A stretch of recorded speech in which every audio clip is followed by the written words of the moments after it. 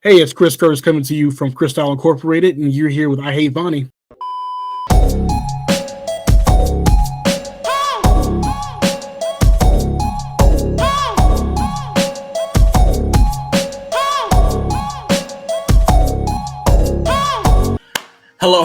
Hello, all you indie darlings out here. It is your host, Bonnie here. Got this new podcast and I'm actually going. I know y'all usually see me doing Air It Out on Hubtaku, which is still going. But on a wrestling side of things, wanted to open a little caveat on my side of the fence. You know, wanted to give these indie wrestlers, indie promoters, indie fans, indie creators their flowers. And this is actually one of the first ones I'm doing. Who do I have the pleasure of speaking with right now? Hey, this is Chris Curtis from Christyle Incorporated. God, I cannot say my own name today. It's all good, my brother. Do your thing. Just a manga writer, indie, very small, very tiny person, but happy to be here.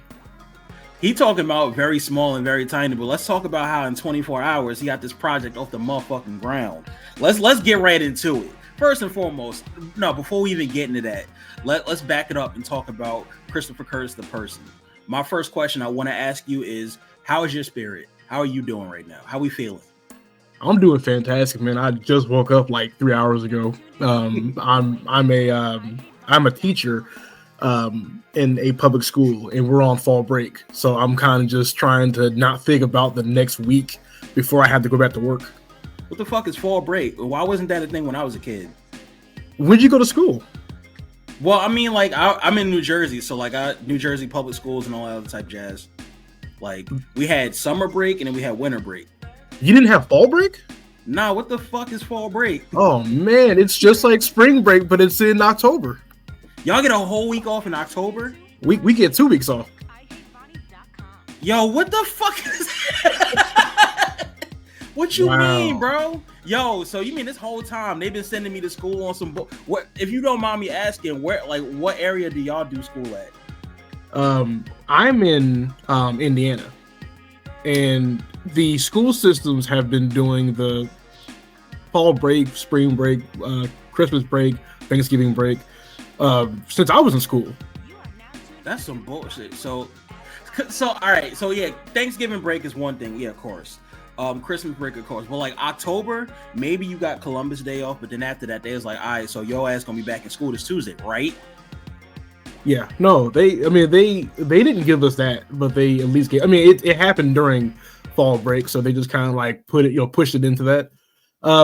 You may have had a year-round school. Yeah, I mean, yeah. So like we started in, typically the way my school system started, we started in the very beginning of September. I know some places in the South start in August, but we started September, and then our school would get out in June. Yeah, you were year round. Also, y'all are not year round. No, that makes sense. Okay. Even so, it's kind of like, damn, bro, like New Jersey public school education system, they did all that, made us stay in there, and I'm still stupid. So where do we go from here? It was done by design. The educational system is not without fault. Man, fuck George Bush. I'm just kidding. But listen, we ain't talking about school. We ain't talking about none of that. We talking about you right now. We talking about Christopher Curtis at Christyle Inc. Let's see. Like, so what exactly would you use to describe Christyle Inc? That's actually a very good question. I don't think there is anything that can describe it. It's just a movement. It's a culmination of everything about me that I choose to present out to people. I like that. I like that a lot, actually. It's like Christyle Inc. is more than just, making manga. Christyle Inc. is more than just, this. Christyle Inc. is a movement. It's a lifestyle. It's a phenomenon, if you will. Yeah. See, like, look, I see how we did that shit together, bro. Like, fuck with that. Right. Now, on the manga side of things, I do want to talk about that. Like, how did you get into the manga game? And like, what was your inspiration behind even starting all of that in the first place? I got so manga has been around me since late 90s, early 2000s. It was in all my libraries. It was we were given like manga floppies sometimes from like certain like American distributions like Target, which people forget. But I'm like manga floppy. I'm like, what was that? It was like so they had at one point we was getting like original like Pokemon comic size like American comic size manga just given to us because they were like these fools are not going to go by the volume, so let's just kind of like entice them with floppies. Yeah, which was 100% correct. So I read the original Pokemon for a little bit, and of course that got me into the games. Then I found out that they wasn't really killing Pokemon as they were in the manga. So I was like, yo, this is different. But shit lit. Oh yeah, and then I got into like Dragon Ball as well, while Dragon Ball Z was on the air. So it was just kind of like, man, people in other countries read books backwards. It's so nuts. I didn't understand anything, but I always like to read comic books anyway. So I just kind of like put that in my library with like Batman and everything. But what got me into writing it was at the time I kept asking people like, can the West make manga? Like, is that cool to do? And I kept asking all the wrong people that were like, no. It needs to be gate kept. You can't make manga if you don't live there, yada yada. And so then I started scratch a neck beard. Yes. So as they're doing all that, I asked people in Japan who I knew on like a personal level, and they were like, they want you to. Are you shitting me? Manga itself, and this is a small history lesson. Manga itself was inspired by American works of like Walt Disney. So there's so much to think about when you put that into like into the whole notion of if you can or can't make this not living there, when every other country has their own form of manga.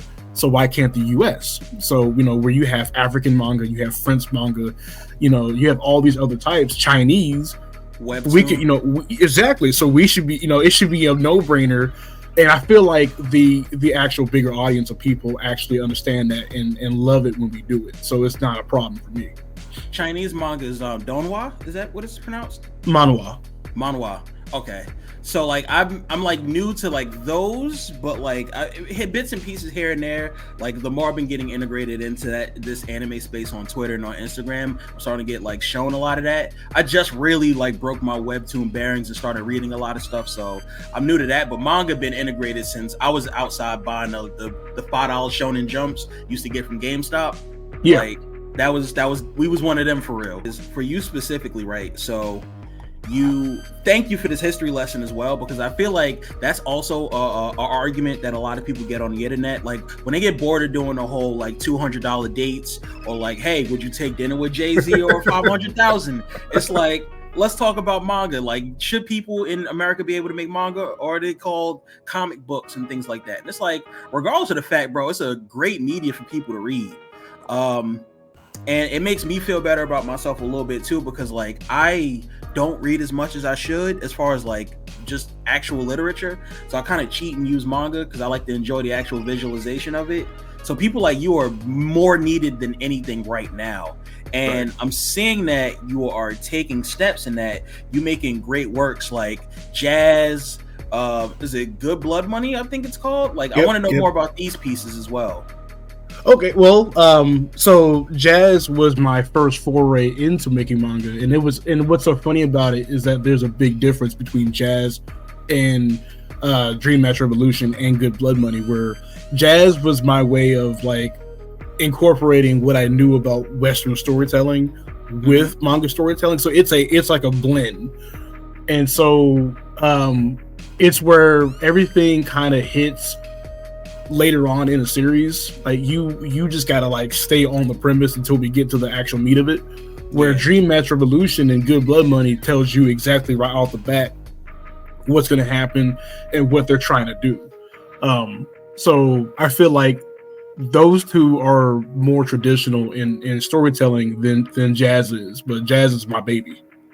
Yeah, man. Jazz is one of the ones I actually planned on backing and read. I think it's on Gumroad, right? We can check it out. Yeah. So Gumroad, I'll provide links and everything of that nature for everybody in there to look at. I want to go back and read those, but I want to know more about Dream Match Revolution as we're here. Like, what is the premise behind this and the inspiration behind you coming up with this? So the premise is it's about a rookie named Faith in a all women's wrestling league who only wants to do one thing, and she wants to wrestle her wrestling idol, who happens to be the championship or champion of her league. And due to her general manager, who's only trying to keep up with shareholders, she's making her lose to lesser wrestlers just to keep up with appearances of her brand. And so she's telling the rookie, your time isn't now, your time isn't now. So given a small chat between her and the champion asked her, are you willing to just start winning and defy all odds, no matter what comes your way? That's the only way that you're going to be good enough to wrestle me. So you get to go through a pathway of what it means to defy the odds, that people tell you that you're not good enough, your time is not now, you need to wait until we call on you. And it's a performative thing where it's like, why am I waiting? I'm gonna just go ahead and take what's mine, and if you get in my way, then that's just that. You know what's crazy about this? First and foremost, I got to get this off my spirit. As you was telling this, you kept saying my time is now, and immediately you was talking, I just heard burn, and I'm like, you know what, man, this is he no ball. I like this, and one of the questions I think that came from that explanation, right? So, like you mentioned, she's being made to lose consistently, and she has the conversation with the champ, and the champ is like, "Hey, get on your shit if you want to get on my level." Is this something where like the actual matches are predetermined, a la wrestling, or are they really in there scrapping and like it's kind of like all right, well, we're going to, push this to greater heights. They're actually wrestling almost like, say, what's the word I'm looking for? Like an Ultimate Muscle, in a sense, where like they was really out there boxing for real. Oh yeah, it's no kayfabe. There is no clock out. Right. It's super performative. Everything you see in the ring, they don't leave it in the ring. Thank you. Okay, so that was one of the things that I wanted to, I guess, make sure that I knew before going into this. So it's good to know, and I actually really like that kind of mantra going into this because it makes me feel like, all right, well, this character, her really shooting for those stars, really trying to become that person to face her enemy, if you will. Like, she's really going to have to get that grit and grind. She really going to have to get that out the mud. And even the art and everything, the stuff that you've shown on your Kickstarter showed me like, all right, well, this isn't something where tomorrow she's going to become champ, or this isn't something that's going to be just like 3 volumes and we're done. Like, you're in this for the long haul. Now, with that being said, since we brought up the Kickstarter, let's talk about how you dropped that Kickstarter and in the 24 hours, you met your goal and then some. So how did you feel when you posted that up before, funds started coming in? Did you feel like, all right, well, will people like this? Will people not? Like, what was your thinking before going into actually seeing what happened? I knew that this was way different from jazz. A lot of people like jazz who work with me and buy my stuff. And I kind of was like, well, I'm hoping that it doesn't defer too much away because what jazz is its own type of story with its own content. Everything that I've done for Dream Match Revolution is tied to actual pro wrestling. So everything you see on the television is what I allow in the book. So all the content. So you won't get much of the foul language. You won't get much of the NSFW, if any. As long as it's not allowed on their stuff, I won't do it either because I'm working on distribution through a wrestling venue, which I just got a couple days ago, which I will announce at the end of the campaign, which has been super exciting. I'm like, I want to talk about it now, but I'm gonna wait. We gonna kayfabe that off camera. Yeah, no, of course. So I knew content wise that people might be like, okay, well, I'll wait until the thing I really want comes out. So to my surprise, and it wasn't even 24, it was about, like, I want to say it was like 12 hours later, it was fully campaigned or fully funded. And I was kind of like, oh, okay, well, this is great. I'm that nigga. Yeah, exactly. I was like, oh, so you guys do love it, anything I put out. Yeah. I still have about 20 more days to go. I made it a much shorter campaign because we're also, I've been invited to a convention next year. So this is more of a campaign just to get books made so I can go sell them over there. So this is not like I need the big money now. It's just I need this enough to get the big money later. You playing a long game with this one, and you hedged against that, and it worked, and then some. And I'm gonna be honest with you. If I'm a gambling man, I feel like you're gonna find that, bro, you probably gonna blow that shit out the water even more. You still got X amount of days left. For all we know, like this could be that one, and I'm hoping it's that one because when I was reading up on it, everything about it told me like, yo, I want to invest in this. I want to be able to see this shit shine. This is phenomenal. The minute you popped up in our Discord and you posted the in the Hubtaku Discord, you posted the that you were working on this piece and that a Kickstarter was coming. That's when I messaged you on the side and said, hey, bro, I need that. Like, I need to know what we doing. I want to be able to put something into this and support this because I love pro wrestling just as much as you love pro wrestling. Yeah, and I do appreciate that. Yeah. What I will say though is on those Kickstarter tiers, from my side of the fence, I saw the one where it was like you pay X amount and you get your character in the book. When I tell you I was fumbling my debit card to get and pay that motherfucker so that I could get that in, because that shit looks so phenomenal. Whoever, and that's also the question I wanted to get into, the person doing the art behind a lot of your work. I don't know where you found this person from or how y'all came to be, but I want to bring that to the forefront and give that person their flowers. Let us talk about this person. And I have in my notes, Ash Kohari. Yeah, matter of fact, I just sent her a message and was like, "Hey, are you up right now? Because I got somewhere for you to be." But she must be busy right now. I want to talk to Ash so bad too. Yeah. Hey, even if it's off whenever they get free, bro, the conversation need to happen because Ash needed her flowers or their flowers.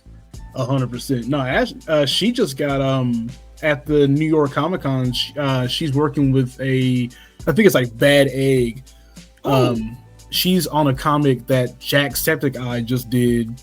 She did a comic with Jacksepticeye? She did the cover and they had it on the screen. Holy shit.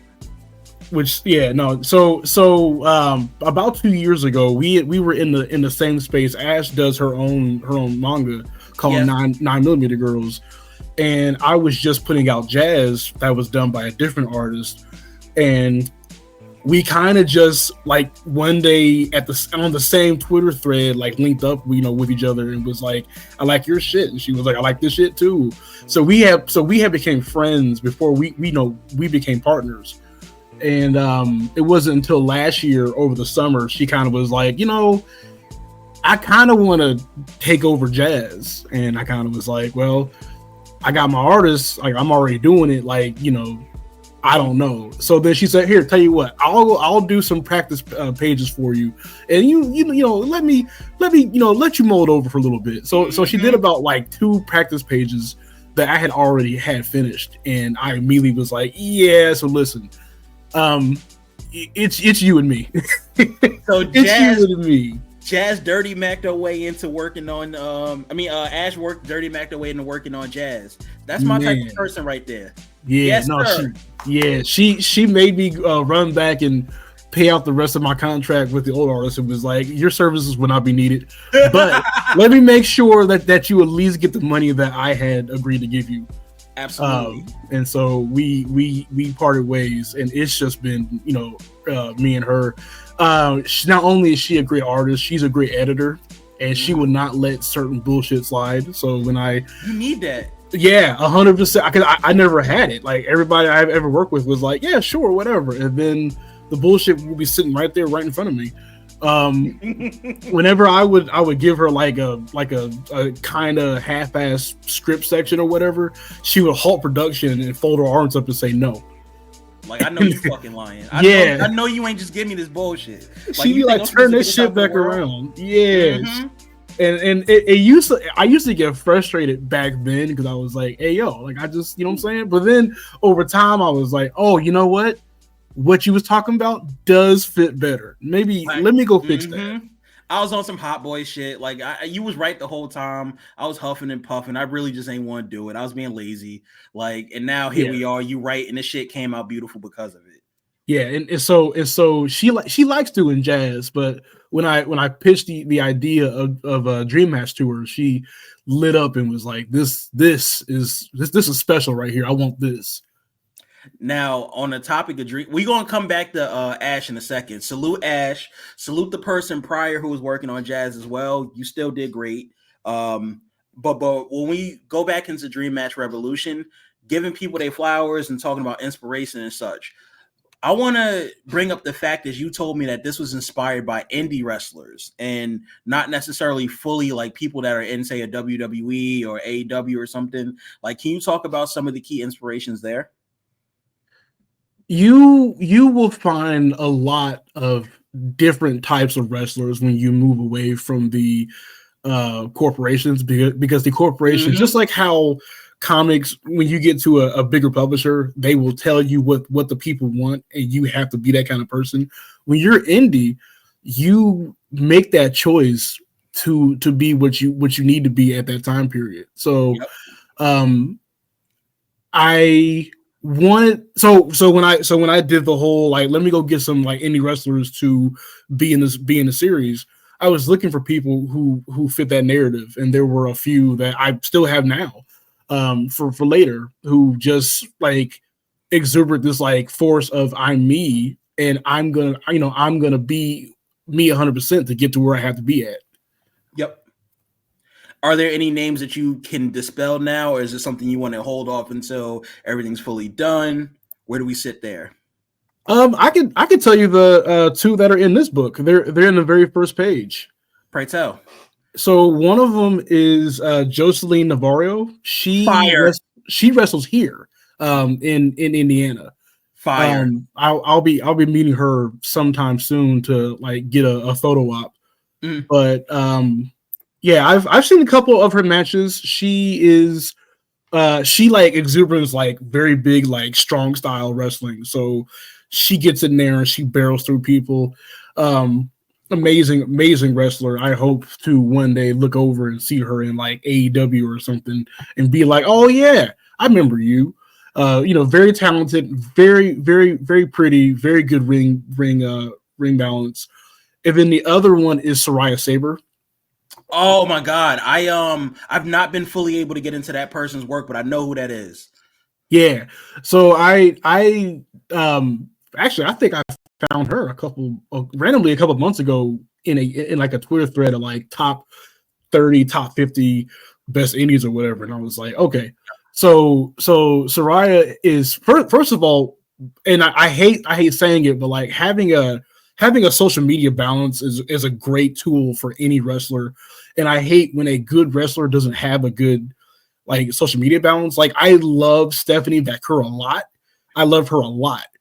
When she's in the ring, amazing person. When she's out the ring and talking on Twitter, you'd be like, you sound like early Roman Reigns. Yo, like, you funny as hell. Like Paul Heyman needs to go log into your account and fix it for you. But I think like, you know what, with that one real quick, I want to know if that's like a regional thing or like like, she's from Chile, I think, versus us being American. I wonder if there's a difference there.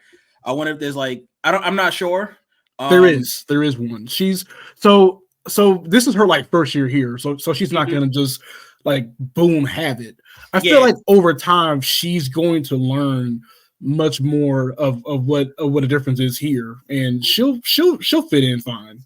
Yeah, no, like I'm Stephanie Vaquer Hive. I love Stephanie Vaquer. So I was not aware of her until she got put over here, and I went back to go watch her early matches, and I was like, I'm so sorry I was not familiar with your game. No, like, oh, ball. Yeah, I'm looking at Rhea Ripley like, I don't know, man. I don't know.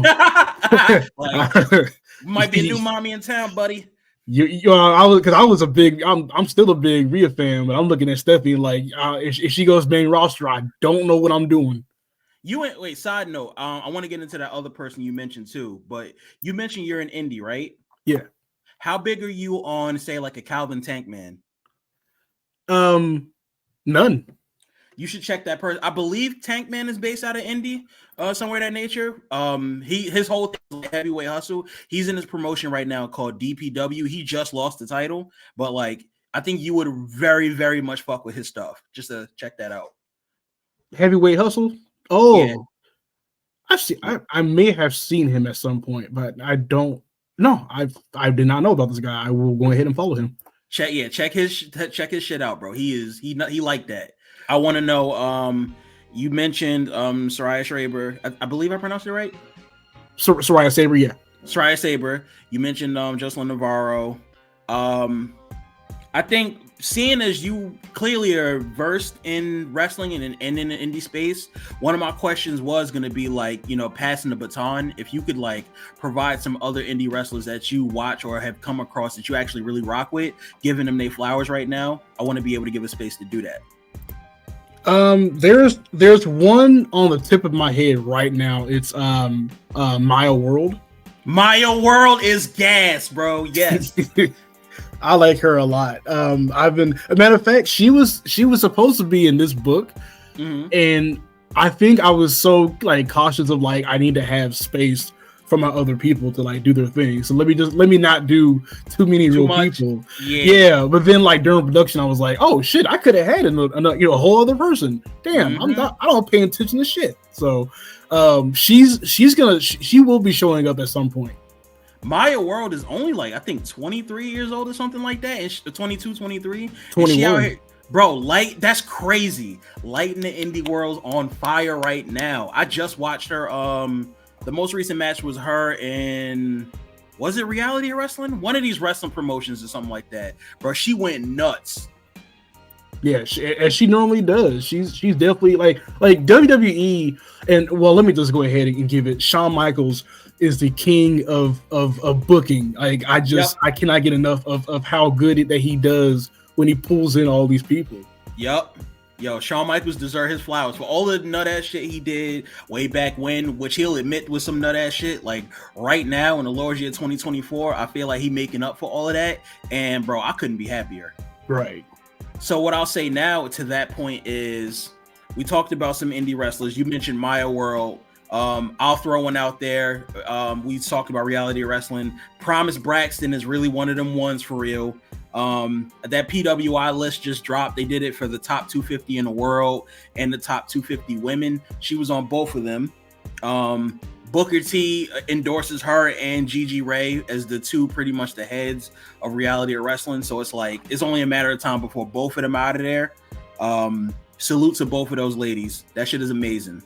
Oh, I do know that one because I followed her a while back too. Yeah, bro. She liked that. And honestly, I've had interactions with her through message. One of the nicest people ever.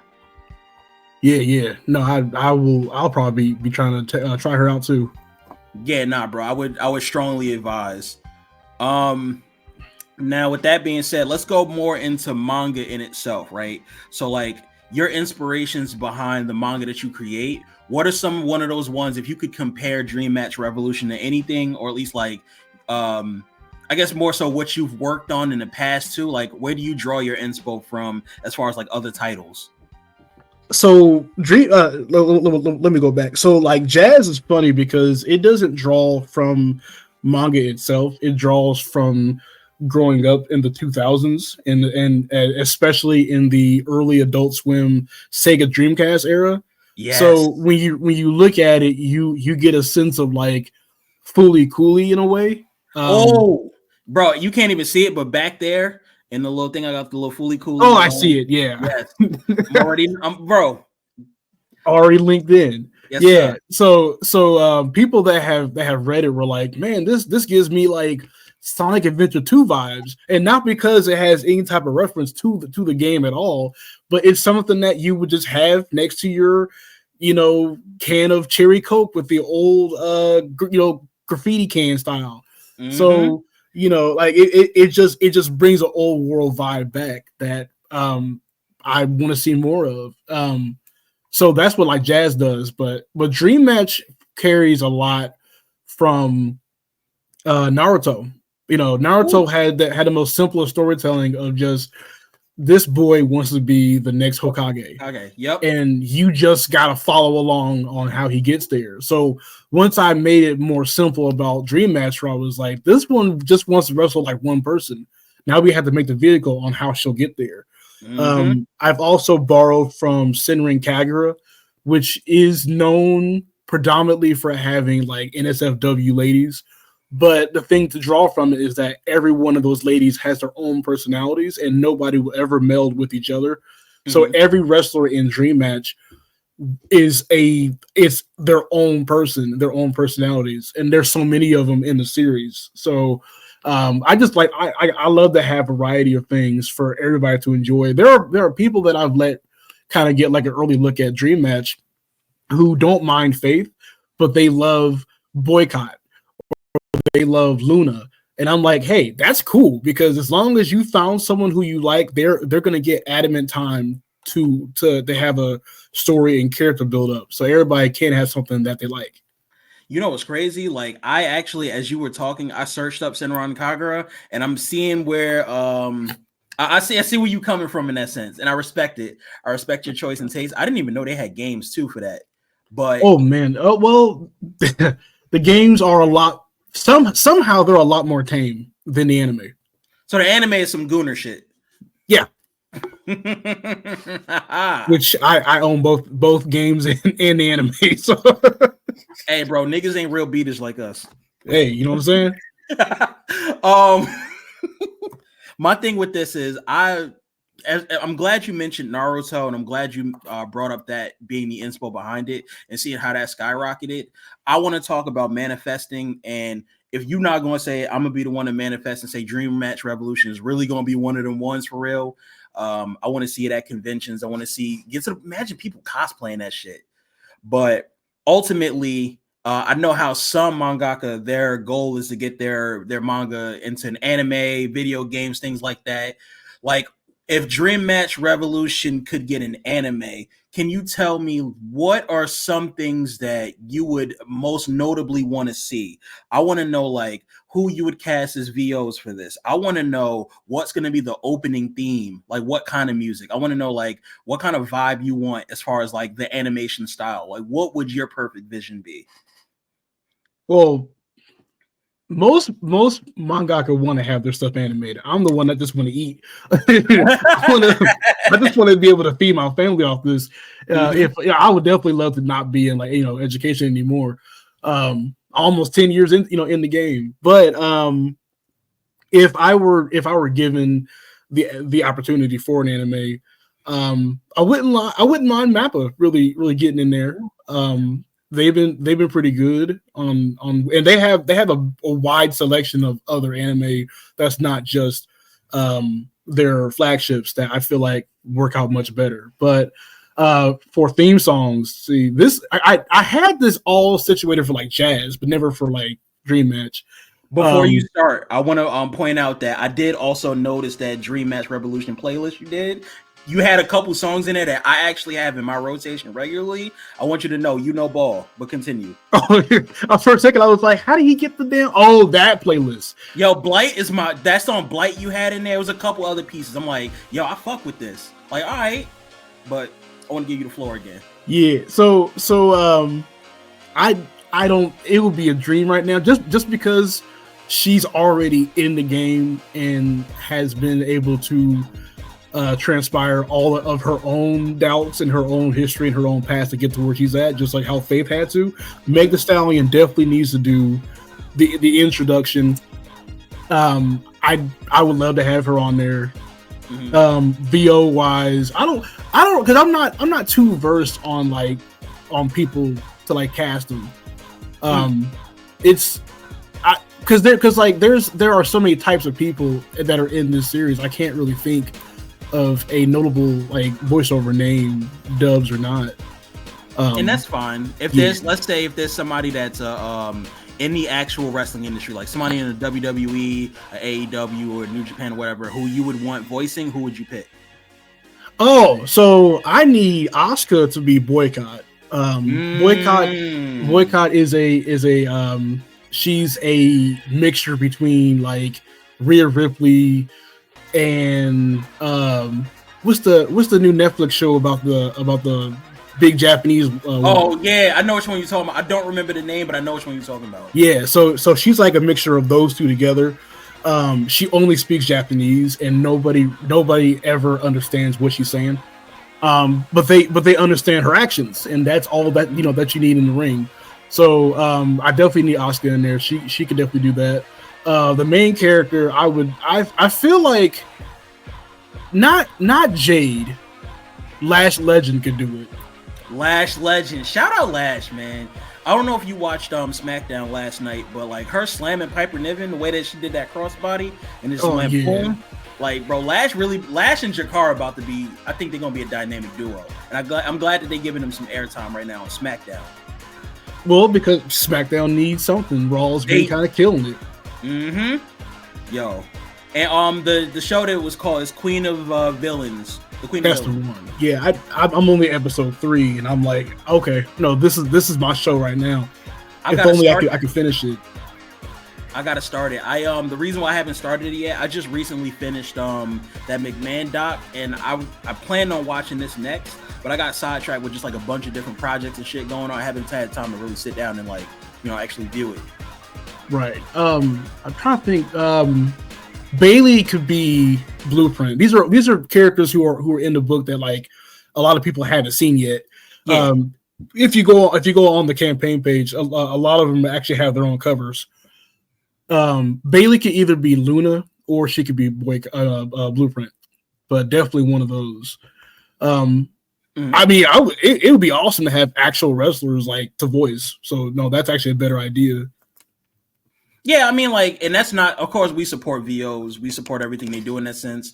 But, like, I kind of like the idea, too, as well, of, like, a professional wrestler coming in and voicing. Because I feel like there's a level of them also being able to get the full essence of what a wrestler is supposed to sound like in certain instances. Or at least maybe if they provide inspiration to VOs in that sense, like, I would want, if I had somebody who's like really big and muscly and like they do like somebody like Rhea Ripley coming in and coaching at least like, hey, well, when I'm being slammed or when I'm doing this, like I would probably inflect my voice like this. Or like this is probably how it works. This is how we speak. This is our verbiage when we use things like kayfabe, when we use things like, like run the ropes and so on and so forth. What do you ultimately though want Dream Match Revolution to accomplish though?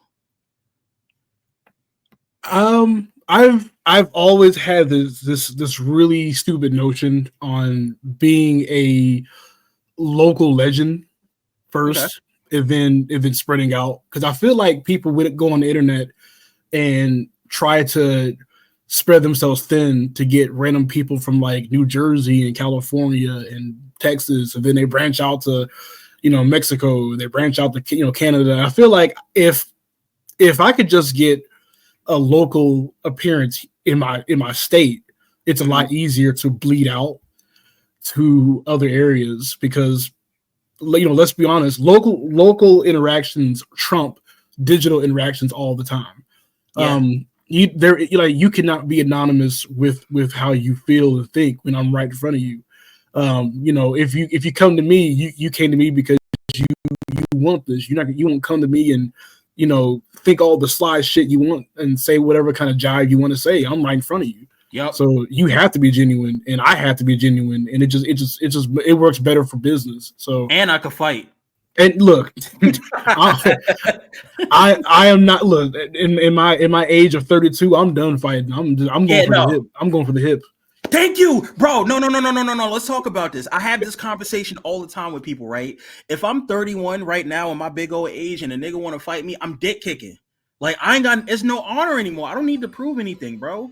I'm you might get 2 in the jacket.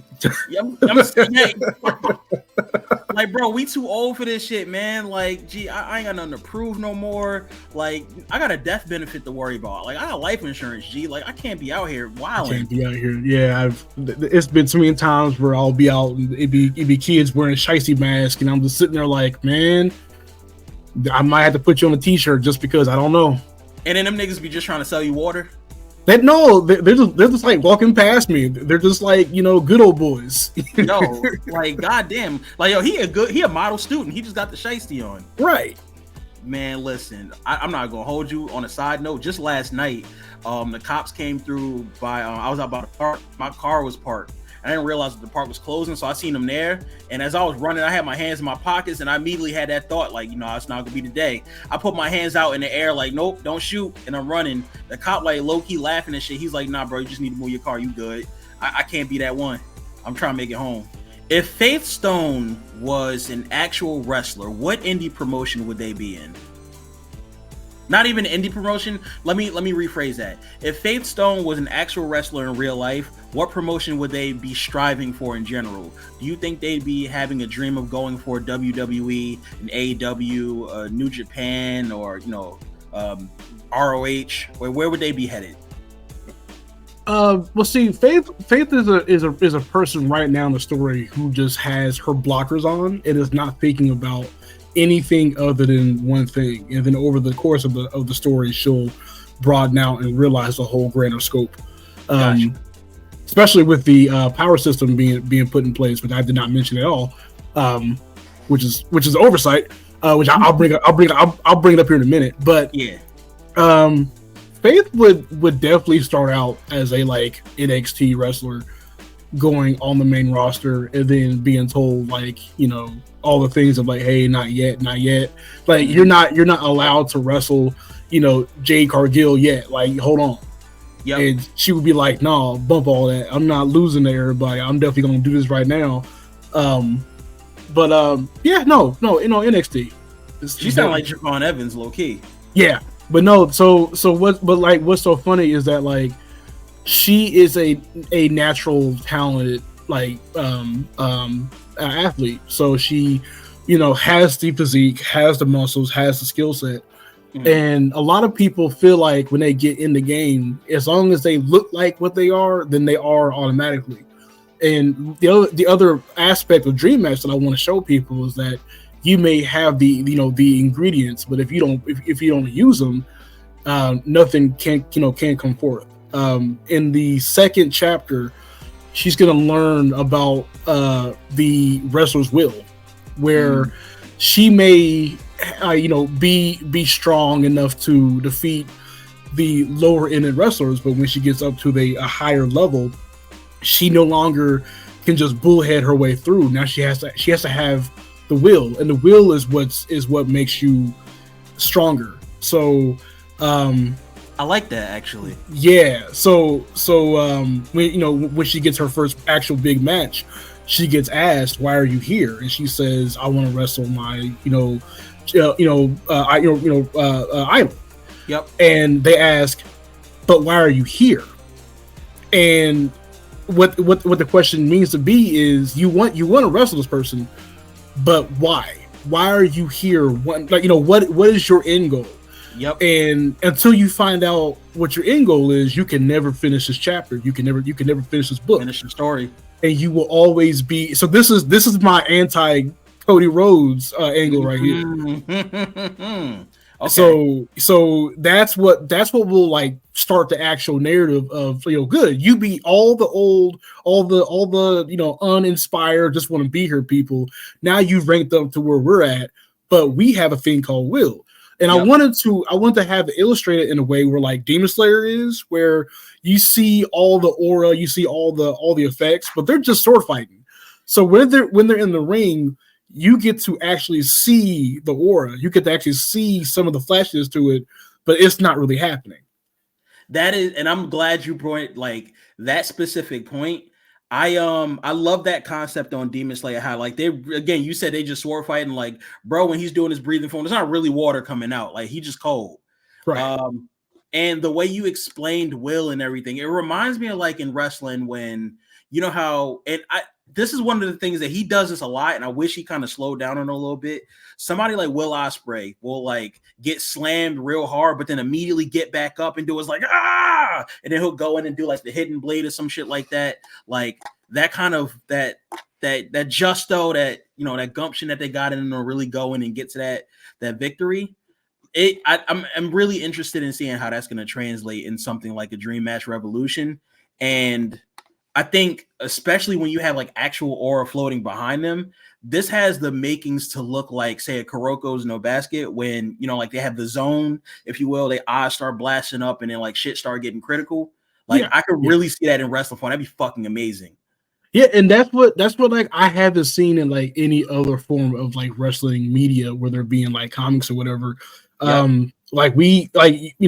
These people play a role. They all do shoots, they all do promos, and when the cameras are off, all of the flashiness goes away. Well, it's supposed to go away, but all of it goes away. So when you have something that is like habitually always on, always active, then why not be flashy with it? Why not go all out with it? So when you look at Dream Match, you start seeing in ring work, and you start seeing like the like stare downs, and then you look at the characters and they're like, oh, this one means business, and you look over and they got this big ass aura, around them, or they might come at you and all of a sudden you see like the animal physiology of their spirit run through them. Like I'm trying to be as extra as I can because this is what this shit means to me. I feel that. I think it like that over the topness is really what defines wrestling in itself too. Like you should be able to be over the top and put that aura on them and make them look like they large in the life and like make their attacks really hit something like, all right, well, if I'm doing a lariat, it looked like I'm really taking like a giant beam and just wing, but it's like really just my arm coming in and slamming you. Like that's what I love so much about my favorite manga of all time is I Shield 21. It's manga about football, and it's like they took those same principles, like you said, and just again made it football. Like when he's running, he's not really a ghost, but like he goes so fast, it's like damn, it's like I'm seeing a ghost right there. And that was his running style was based off of it was Marshall Faulk, I think. Those little things, Marshall Faulk and LaDainian Tomlinson. So like you being able to do that and take these, and I love that you're doing it from an indie perspective, not just from like the majors. It gives hope, I'd like to say. If you don't mind me, that actually leads into one of my last points, and this is always a segment where I like to give you specifically your flowers. So you specifically, what you're doing right now, I know you realize it to an extent, but I really want to instill the fact that like, bro, this shit is much bigger than just, like you said, hey, I want to be a local hero or something like that. Like, this is something that can go in and inspire kids. This is something that can go in and inspire wrestlers our age, people that really want to go out there and get it. Like just seeing the Kickstarter of Dream Match Revolution inspired me specifically to want to reach out to you and have this conversation in the first place. It's funny enough, I actually had my own idea of like a 3D style like wrestling thing. I'll tell you that off record as well. But like just the little things where it's like, you see somebody doing something, they're actually making the steps to be able to make it real and tangible and make it available for all. Like all that work you're putting in, I know you deal with the kids and stuff when you're teaching, but like those kids that you teach, one of them might end up picking up Dream Match Revolution, and that might inspire them to be a pro wrestler.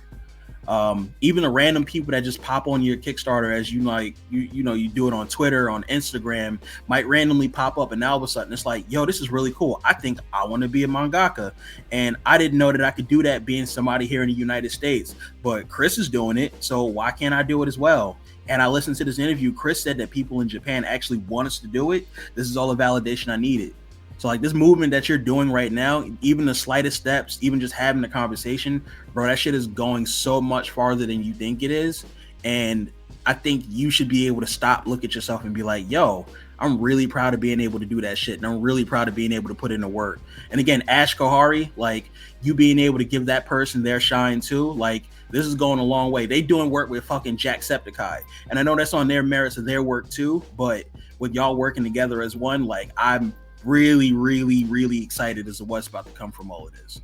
So I do appreciate that, man. It's some days and this is what all creators go through, but like, some days you'll sit down and be like, yo, am I really making an impact? Am I really able to even do this thing the way I want to do it? And then you see results and then you're like, oh, I can. Yep. But they do come far and few in between. So I do appreciate that.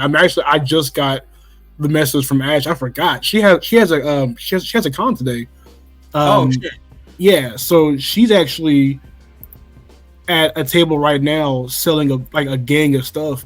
That con that I have next year in February. She's gonna be flying over here, with me. And we're gonna tag team a table, so that's like another like huge boost for that right there. Okay, is Is Ash on Discord? Yeah. Off record, we'll have a conversation, because I'd love to have a conversation just in general, the three of us. But by all means, like, again, you being able to do that and have y'all booth in February, which, by the way, like, if you want to start plugging anything, places where you're going to be, places we need to support you, I want to be able to give you the space to do that too. Okay. As I said earlier, I'm on Kickstarter, of course. I'm also on Twitter. Christyle Inc. You know, with the S shared, between Chris and Style. I'm on Gumroad, and I will be at Anime Crossroads next February, the weekend of the 23rd. Let me go make sure before I say that, because last time I messed up and it was like, yeah, this weekend. No, it's the weekend of the 21st all the way through the 23rd. Somebody's gonna pop up and you wasn't gonna be there. They's like, where the fuck is Chris? Oh, see. Oh, and of course, speaking of that, Ash just told me that she's gonna be getting her plane ticket next week. Look at that. Case in point. It just happens to work out right when I'm, you know what I'm saying? So, you know, and I once again, I do appreciate you coming out and seeking me out and wanting to have this conversation. And I'm happy that I was able to provide a product that you definitely feel for 100%. And I also realized pretty quick that you were one of the people who got the get drawn in chapter 2.